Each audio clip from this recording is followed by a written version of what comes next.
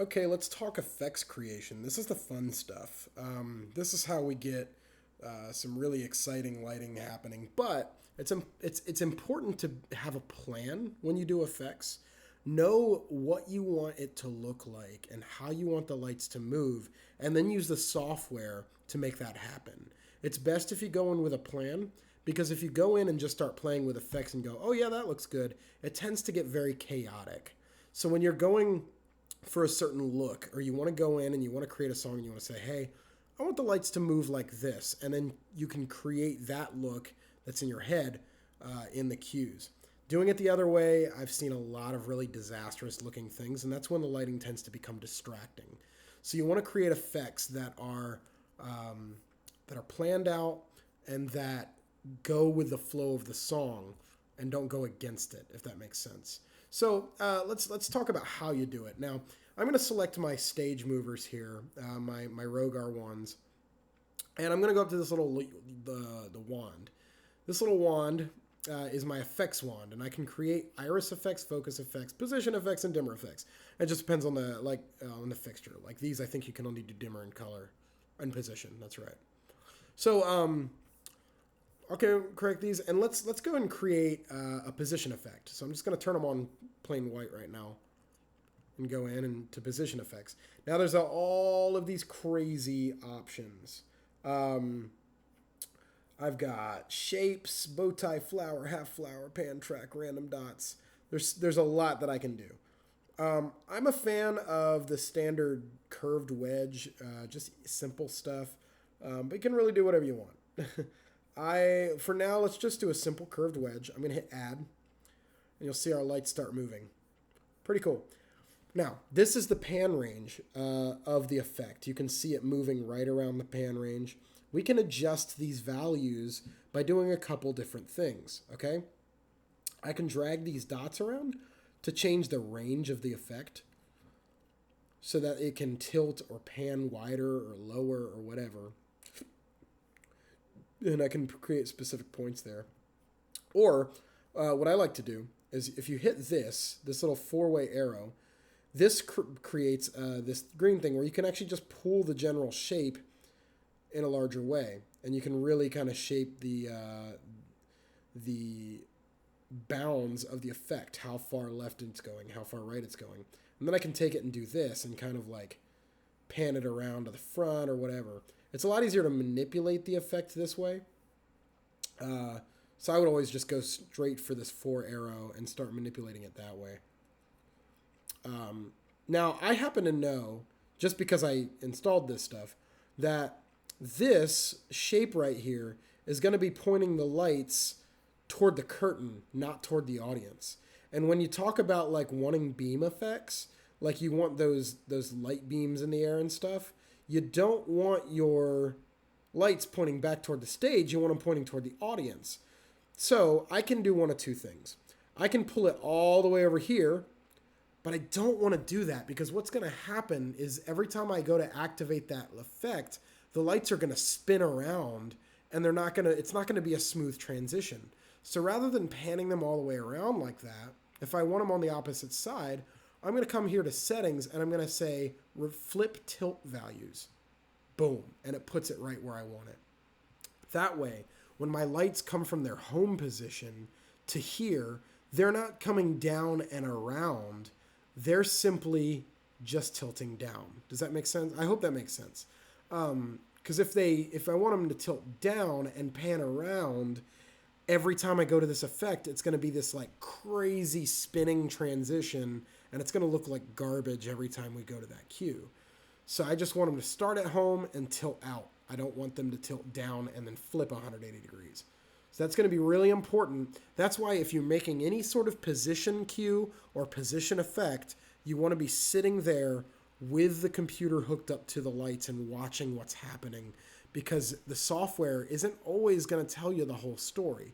So before you go to make a bunch of position effects, make sure you're hooked up to the system and you can actually see what those lights are doing while you're building the effect. Because there's no way I can right now set the bounds of this effect and know that it's going to be what I want it to be, right?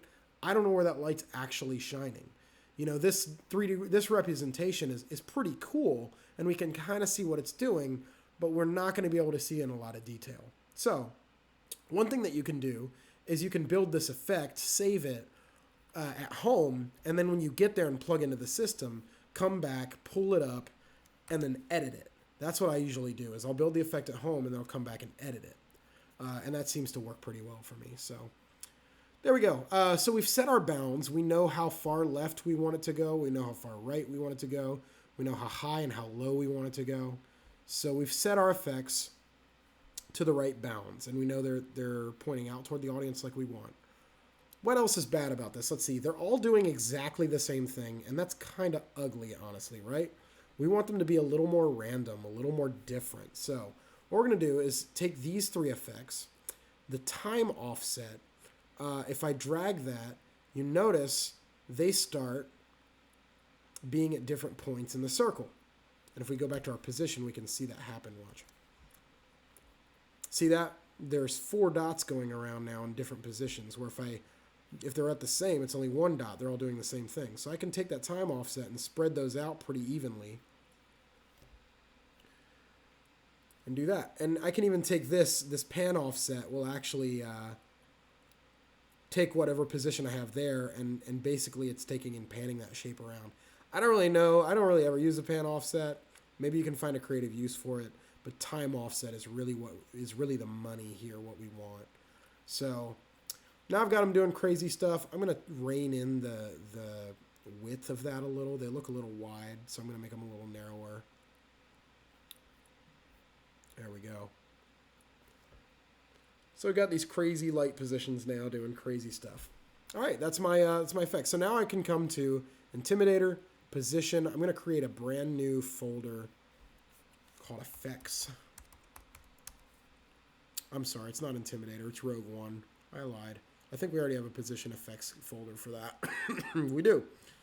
So I come here, and then I'm making sure the only blue dots I see are for the things I want, which is I want them to, I want them to turn on with this position, and I also want the position effect to be recorded. So the blue dots, the only blue dots I see are things I want recorded. So now I'm going to hit plus, and I'll call it Crazy Circles, because I like the name Crazy Circles. Look at that. Boom. We've recorded our position effect. All right, so let's get a little more creative with some effects. Let's do a dimmer effect on these. This can be fun. Let's add a new group here.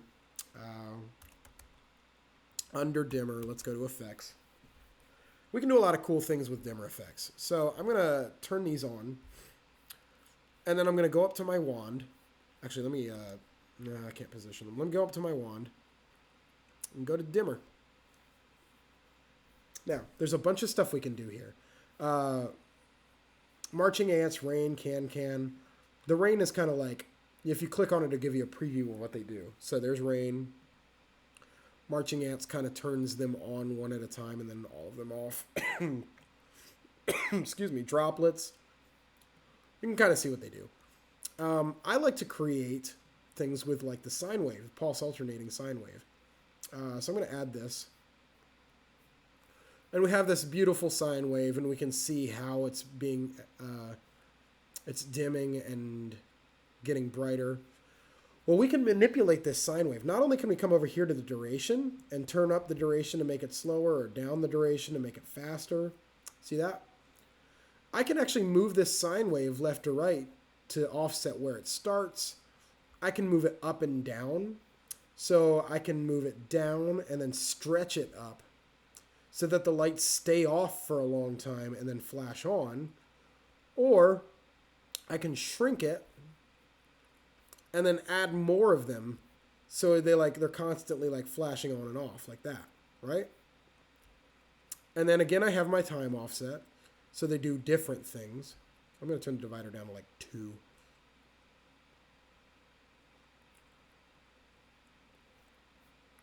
That's pretty cool. I actually want it to go a little slower than that. And then, so there's a lot of ways I can manipulate this sine wave to say, okay, I want them to stay on for a long time and then off for a long time. So there's a lot of cool stuff I can do. I can change the sine wave shape I can make it an angle. I can make it a trapezoid. I can do a bunch of stuff to this to make it dim and blink exactly how I want it to. So I think that's pretty cool right there. We'll stick with that. If I take this, and I can actually bend the shape of the trapezoid, so now they're ramping up and then just shutting off. Or I can make them pop on and then fade out. So that's pretty cool. I can change the shape of the wave. There's a lot of options there to make those lights do exactly what you want them to. So I kind of like this look. It's a cool look. So we'll save that. And we'll call it... I'll just call it random flash. Cool.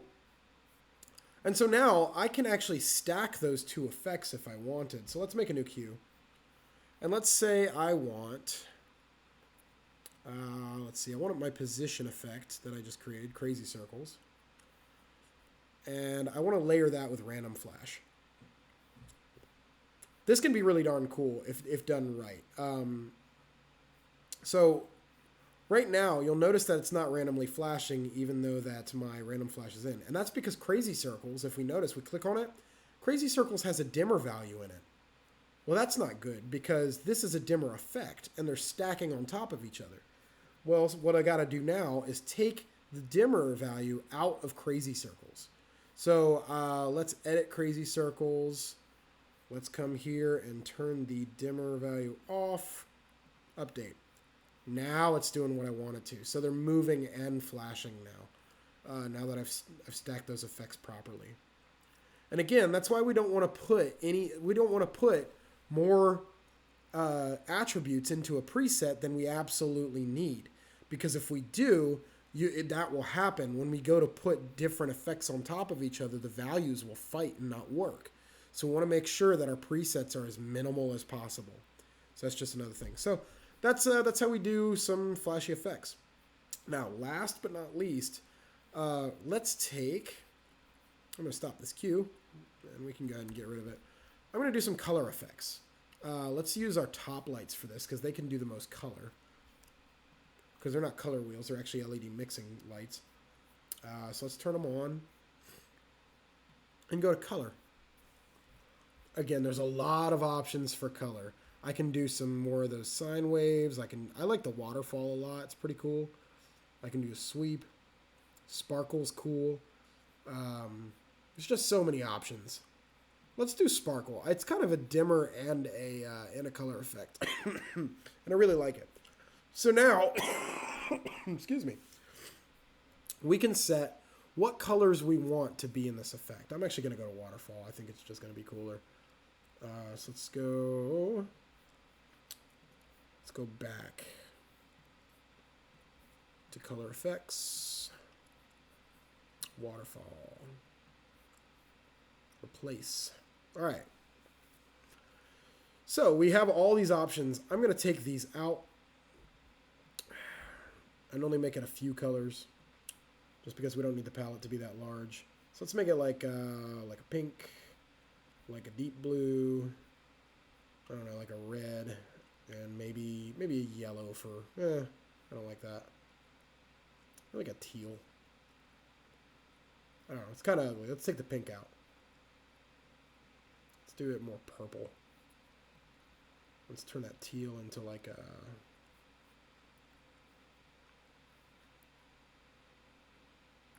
This is hard. Color work can be hard. So I'm going to slow it down by turning the duration up. And you notice how it's going left to right. Maybe I don't want it to go left to right. Maybe I want it to be random. So I can come over here to fixture order, and I can set it to random order. And now, see, the green kind of goes all over the place. There's no clear pattern to it anymore. I can even change the phase so there's less of a clear pattern. I can turn down the smoothness so it pops. I can turn back up the smoothness. So there's a lot of ways to manipulate this color stuff to do what you want it to do, to make it more interesting and things like that. So what are these? The top lights? Top light color, effects. We'll save that. And we'll keep it as color effect. So these are great ways to add effects and more interest and more dynamics to your stuff. The color generator, the effects generator for this program is really powerful. And if you see it in your head, you can probably make it happen with the tools that they have available. So that's probably one of the most exciting parts of this software, being able to incorporate effects and make really, really sweet presets. Because now, again, I can take those effects and put them into any preset that I want. So say that I want to get these moving, in a queue. So I go to my Rogue random flash, and I can just drop it straight in. And then make sure that my dimmer thing is off. There you go. Now I got a moving lights in my queue. So really powerful, really great way to do to make your looks and your shows. So hope that makes sense. I hope you can get creative with it and really come up with some good looks. Just remember, if you're doing anything with position, be present. Hook it up to the system, see what it looks like, and go back in and edit it.